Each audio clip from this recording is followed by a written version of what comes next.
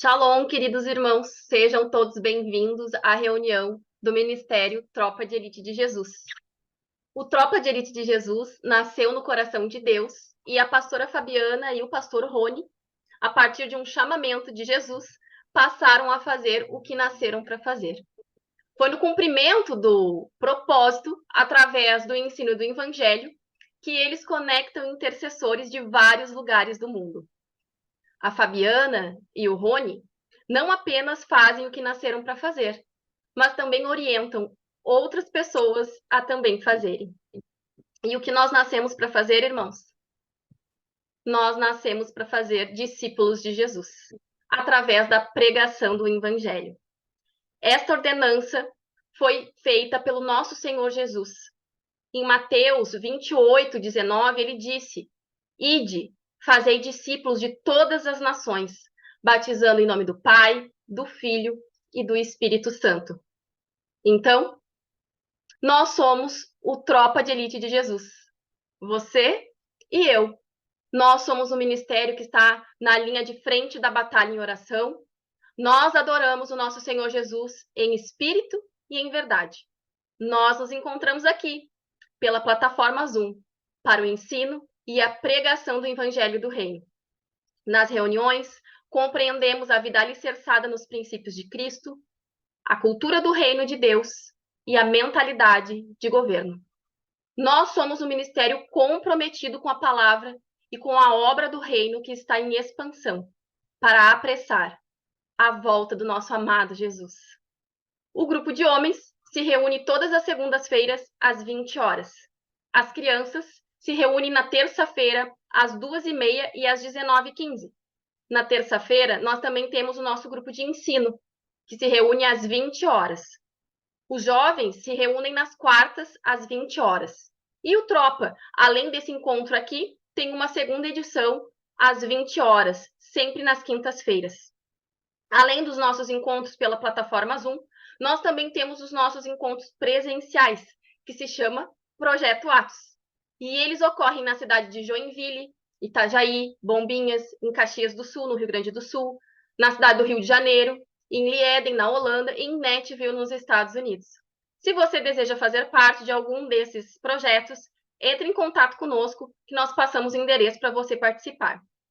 Ainda, se desejar participar do grupo do WhatsApp, é só clicar no link informado no chat e você já fará parte. O nosso ministério é composto pelos seguintes braços ministeriais: as atalaias, que estão na torre de oração no WhatsApp, na plataforma Zoom e no Instagram. Nós temos o braço ministerial do ensino, que é o Efatá, que tem o Techuvá. E nós também temos o braço ministerial das crianças do Tropa, que nele está a maternidade do Tropa. Temos o braço ministerial dos homens, das mulheres e dos jovens. Na comunidade do WhatsApp, você tem acesso a todos esses grupos. E desejando participar, você clica no convite e já fará parte. Além desses grupos, nós temos os projetos Atos, que já foi mencionado, e nós temos o Tropa Missões. O Tropa Missões, nesse momento, está realizando as orações pelas nações e a venda das camisetas. E também a oferta de justiça, que está sendo destinada para as missões realizadas na Jordânia. Se você deseja ofertar ou comprar uma camiseta, entre em contato com a Josi, porque as camisetas estão lindas e podem ser enviadas para sua casa. A nossa vontade, o desejo do nosso coração é que todos vocês participem e se envolvam nesse trabalho que o Senhor chamou cada um de nós para fazermos. Se você, assim como eu, é alimentado por esse ministério, a devolução do dízimo e a entrega das ofertas podem ser realizadas pelo Pix informado aqui no chat, nessa plataforma Zoom, ou pelo QR Code que está na lateral desse vídeo aí no YouTube. Sejam todos muito bem-vindos. Então, queridos, vamos para a ministração desta tarde. Queridos irmãos, quando eu comecei a receber do Senhor as informações a serem compartilhadas nesta tarde, o Senhor começou a comunicar no meu coração sobre como é realizada a formação de um soldado. Eu não me considero a melhor pessoa para falar desse assunto, mas Não olhem para o corvo que está trazendo o alimento, mas olhem para o alimento. E se entenderem que vem da parte do Senhor, recebam, porque é para o nosso crescimento. Hoje, a ministração é voltada para soldados, pessoas que já foram escolhidas por Jesus e decidiram aceitar a missão de integrar este exército. Lembrando que é Jesus que escolhe os soldados. No capítulo 15, versículo 16 do livro de João, está escrito que não fomos nós que escolhemos Jesus, mas foi o próprio Jesus que nos escolheu. Estou aqui falando com pessoas que já foram escolhidas por Jesus e já estão fazendo parte desse exército. Foi autorizado a mim falar com vocês que estão ouvindo esta mensagem, porque vocês estão aptos a ocupar o seu lugar nesse poderoso exército de Deus, o nosso Senhor. Para que tenhamos êxito nesta guerra, é necessário entendermos alguns princípios específicos deste ambiente. O que você vai ouvir nessa ministração poderá trazer algum confronto, porque você talvez nunca tenha ouvido nessa abordagem. Mas lembre, antes de sermos transformados, nós somos confrontados. Amém, queridos? Nesse lugar aonde estamos, tudo já foi pensado e programado pelo general desse exército, Jesus Cristo. E deve ser executado por cada uma de nós. Aqui, queridos soldados, qualquer erro pode fazer com que tenhamos que retornar e fazermos tudo de novo. Ou ainda, pode ser fatal. Então, devemos aproveitar todas as oportunidades que estamos recebendo de sermos treinados e aperfeiçoados. Perceba a urgência de comunicar estas informações. Aqui, no Tropa de Elite de Jesus, todas elas estão sendo forjadas em cada uma de nós. E é nítido o objetivo principal desse ministério, que é gerar frutos permanentes. Aqui, aprendemos a cumprir requisitos básicos e muito necessários para que possamos vencer o inimigo. Antes de nós começarmos, perceba também como nosso adversário, Satanás, está se infiltrando para destruir todos esses princípios com o objetivo de enfraquecer este exército. A única maneira de identificar a estratégia do inimigo é estar unido com Jesus. Ele é a videira verdadeira. E nós só podemos dar frutos se estivermos ligados com ele. Está escrito em João 15, 5, que quem está unido com Jesus, esse dá muito fruto, porque sem ele nós não podemos fazer nada. Então, a única maneira de vencer o nosso adversário é estarmos unidos com Jesus Cristo. Ele nos revela todas as armadilhas do inimigo, antes que elas sejam preparadas. Ele nos mostra o caminho por onde devemos andar, para nos desviar das astutas ciladas do inimigo. É Jesus Cristo, o general desse exército glorioso, que mostra como devemos agir para fortalecer o nosso exército. Ele nos diz como devemos fazer para gerar os frutos permanentes e também aonde estão as estratégias do inimigo e como destruí-las. Jesus, o general desse exército, não dorme e nem cochila. Ele está acordado dia e noite, irmãos, e quer nos ver mais que vencedores naquele dia. Todo o manual e tudo o que precisamos está nas Escrituras Sagradas. E aqueles que buscam a comunhão com o Espírito Santo de Deus recebem o que é necessário para cumprir essa missão. Primeiramente, vamos falar sobre a zona de combate. A zona de combate é o lugar que todos nós aqui dessa sala Zoom e também você que está no YouTube nos assistindo deveria estar. A zona de combate não é um lugar confortável, onde você senta na sua cadeira de praia e fica ali, recebendo uma brisa suave. A zona de combate, queridos, é o lugar onde nós avançamos contra o inimigo. Nós saímos de trás das trincheiras, desse lugar escondido, e nós avançamos contra o inimigo. Isso deve ser feito por cada uma de nós da forma que o Senhor determinar. Então, se você está na zona de conforto, se você está procurando ficar em um lugar confortável, este não é o lugar aonde vencemos. Os vencedores de Cristo estão no combate. São combatentes fiéis a serviço de Cristo. Este lugar é um lugar que exige união com o comandante Jesus Cristo. E é necessário obedecer às suas ordens. É necessário confiar no comandante. E também é necessário muita coragem. Em um exército, queridos, tudo é muito bem organizado. Todas as ordens do comandante são cumpridas. E as coisas não são feitas de qualquer jeito.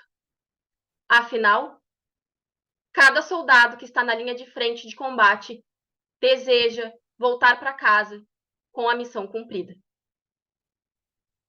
Com base no texto de 2 Crônicas, capítulos 29 até o 32, nós verificamos que antes de Senaqueribe invadir Judá, o Senhor deu algumas ordens para o rei Ezequias executar.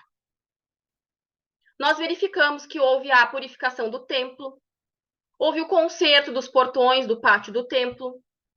Ele reuniu os sacerdotes e os levitas, mandando que todos se purificassem. Mandou que tirassem do templo tudo que era impuro. E na adoração ao Senhor no templo, os levitas adoraram o Senhor com instrumentos específicos, denominados pratos musicais, harpas e liras. Os sacerdotes, com trombetas, adoraram a Deus no altar e ofereceram todos os sacrifícios de oferta de gratidão a Deus. Veja, queridos, determinações específicas de como deveria ocorrer a adoração foi cumprida naquela ocasião. Foi realizada a comemoração da Páscoa, chamando todo o povo de Israel de várias tribos para que se voltassem para Deus, a fim de escaparem do rei da Assíria. Depois que a festa terminou, os israelitas foram pelas cidades, quebrando as colunas do deus Baal, cortando os postes da deusa Será e destruindo os lugares pagãos de adoração. Ezequias organizou os sacerdotes e os levitas em grupos, dando cada um a sua responsabilidade. Aqui, no versículo 2 do capítulo 31, diz que os sacerdotes apresentavam os sacrifícios que eram completamente queimados e as ofertas de paz. Já os levitas cantavam louvores e davam graças a Deus e guardavam os portões do templo. Aqui, responsabilidades específicas foram assumidas. Cada um determinado a cumprir a missão, que não era feita de qualquer jeito. O rei ordenou aos moradores de Jerusalém que entregassem aos sacerdotes e levitas tudo o que de direito era deles, a fim de que pudessem gastar todo o seu tempo fazendo aquilo que a lei do Senhor mandava. Assim que a ordem do rei foi anunciada, o povo deu generosamente a melhor parte do seu trigo, do seu vinho e do seu azeite, e de todos os outros produtos de suas plantações.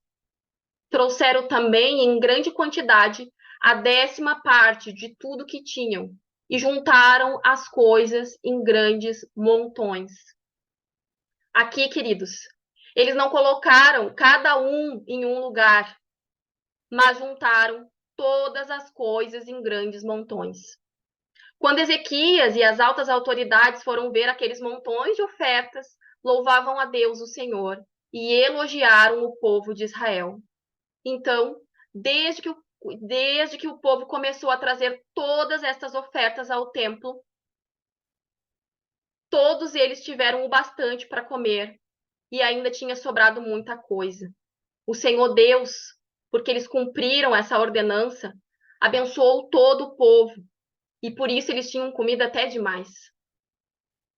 Para que esse exército, queridas, esteja com tudo que é necessário de recursos materiais, todos os dízimos e as ofertas devem ser trazidos para o local determinado, em um lugar específico.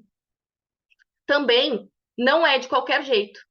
Esses recursos, eles são necessários para a provisão daqueles que trabalham exclusivamente na obra. Mas mais ainda do que isso, queridas, é necessário para a proteção da tropa. Quando devolvemos os dízimos e entregamos as ofertas, nós fazemos isso para Deus e não para as pessoas.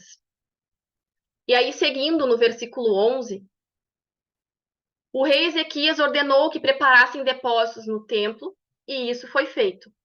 Eles foram honestos e colocaram ali todas as ofertas, os dízimos e as coisas dedicadas a Deus.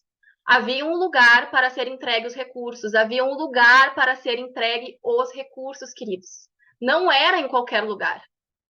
Deus é específico em suas ordens. E para tomar conta dos depósitos, puseram um levita chamado Conanias, que tinha como ajudante o seu irmão Simei. Então, tinha alguém responsável para tomar conta e tinha um ajudante. O Senhor determina as pessoas para serem responsáveis pela missão e também ele determina ajudantes. O rei Ezequias e o grande sacerdote Azarias nomeou os seguintes levitas para servirem debaixo daquela direção. Da direção de Conanias e de Simei. Ali foram Jeiel, Azarias, Nate, Azael, Jerimote, Josabade, Eliel, Ismaquias, Mate e Benaías. Então, ele nomeou essas pessoas para servirem debaixo da direção daqueles líderes. O guarda do portão leste do templo, Coré, filho de Ima, estava encarregado das ofertas feitas a Deus por vontade própria. Então, ele distribuía as ofertas e as coisas dedicadas a Deus. Nas outras cidades onde os sacerdotes moravam, os seguintes levitas trabalhavam fielmente debaixo da direção de Coré. Então, havia uma pessoa responsável para dar a direção e haviam as pessoas que deviam seguir essa direção. Aí ele nomeou Éden, Miamim, Jesua, Semaías, Amarias, Secanias para seguir sobre a direção de Coré. E estes distribuíram as porções devidas a todos os seus colegas, os levitas, de acordo com os grupos a que pertenciam, dando a cada um a mesma porção, sem levar em conta se os seus nomes estavam ou não na lista dos antepassados. A distribuição era feita a todos os homens de 30 anos para cima que iam ao templo para fazer os seus serviços diários, de acordo com o grupo a que pertencia e o trabalho que estavam fazendo. A lista dos sacerdotes ela foi feita de acordo com os seus grupos de famílias. Os levitas de 20 anos para cima estavam alistados de acordo com o trabalho que estavam fazendo e o grupo que pertenciam. Na lista estavam também os nomes das mulheres, as famílias, as mulheres, os filhos e as filhas. A família inteira estava nesta lista. E os sacerdotes e os levitas tinham sido consagrados a Deus e precisavam estar sempre prontos para fazer o seu trabalho sagrado. Ali diz que havia também homens nomeados para distribuírem os alimentos que eram para os sacerdotes, os descendentes de Arão, e que moravam na cidade dos sacerdotes ou nos campos que ficavam ao redor, e também os alimentos que eram para todos os levitas, cujos nomes estavam nas listas. Foi isso que o rei Ezequias fez em toda a sua terra. Ele sempre foi bom, correto e fiel em todos os serviços que prestou ao Senhor. Tudo que o rei Ezequias fez para o templo, ou em obediência à lei, deu certo, porque ele procurou sempre seguir com todo o coração a vontade de Deus. Então, queridos, os sacerdotes devem receber os dízimos e as ofertas, conforme Deus determinar. E aí, então, eles vão distribuir. É muito comum as pessoas quererem escolher a maneira como vão dizimar, sem se preocupar com a ordem do comandante. Talvez o que você esteja fazendo seja caridade, o que não é errado. mas nada tem a ver com dízimos e ofertas. Por exemplo, eu sei que tem uma família que está precisando de recursos, então ao invés de dizimar, eu pego 10% dos meus rendimentos e dou para essa família. Isso não é dízimo. Isso é caridade. Você pode fazer isso? Pode. Mas você não está cumprindo este princípio. Você está sendo uma pessoa caridosa.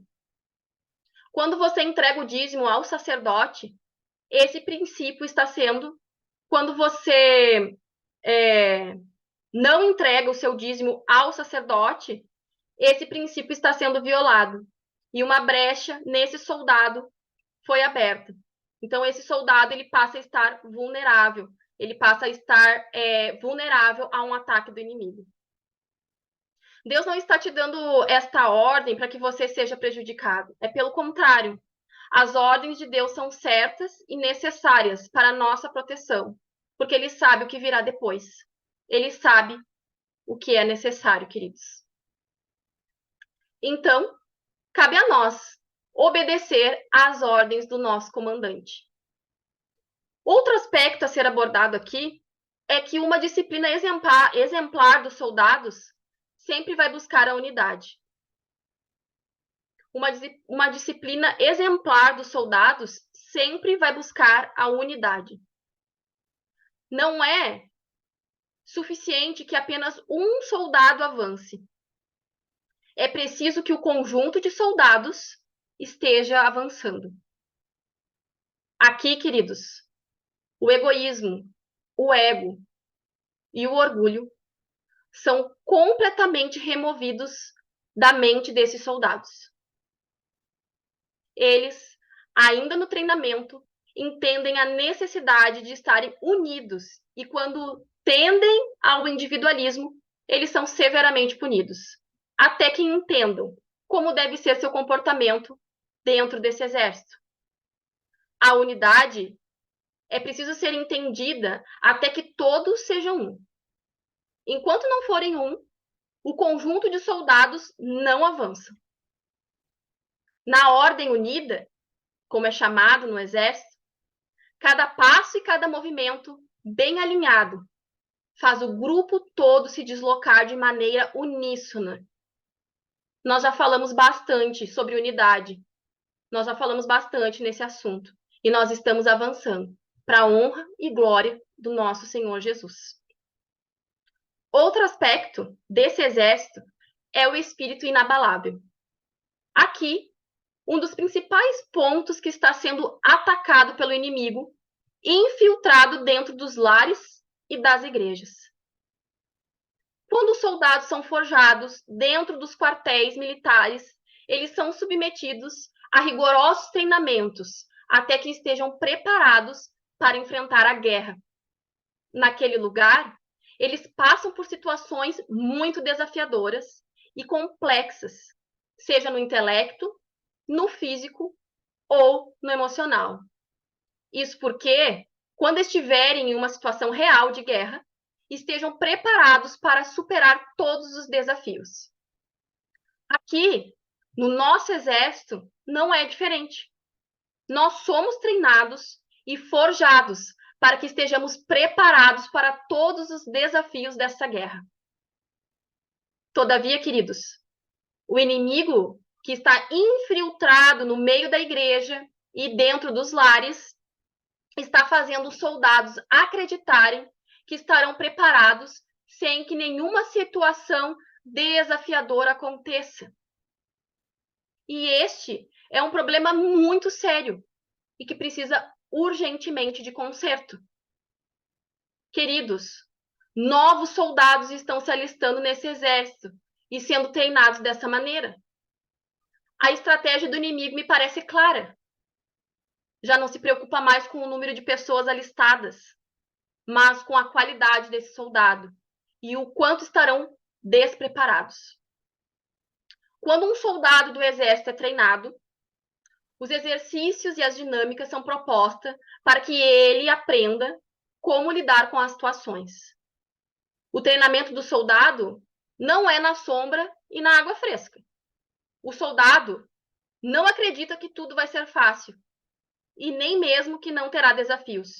Pelo contrário, o soldado é treinado com tudo dando errado. Ele é treinado com inúmeras frustrações. Ele é treinado sabendo que seu adversário é capaz de tudo e que o treinamento forte poderá salvá-lo. A teoria da prosperidade e a busca pelas infinitas bênçãos não estão forjando soldados, queridos. Essa é uma armadilha do inimigo para que frutos permanentes não sejam gerados.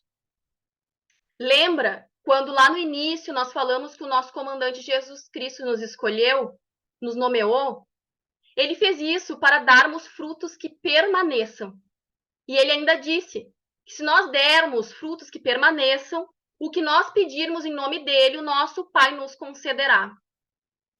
Então, o número de cristãos, o número de frutos, não é suficiente para vencer essa batalha.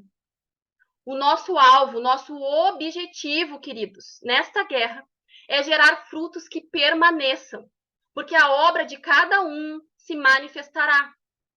Na verdade, o dia a declarará, porque pelo fogo será descoberta e o fogo provará qual seja a obra de cada um. E isso está escrito em 1 Coríntios 3:13.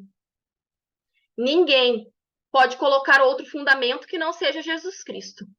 Mas ainda que o fundamento seja Jesus Cristo, o restante da construção será provada pelo fogo, queridos. Aqui Paulo falou para a igreja da cidade de Corinto que o dia de Cristo vai mostrar claramente a qualidade do trabalho de cada um. Então, é importante que o exército seja bem formado e que o edifício seja levantado da maneira adequada para que suporte aquele dia. Uma coisa o Senhor comunicou ao meu coração.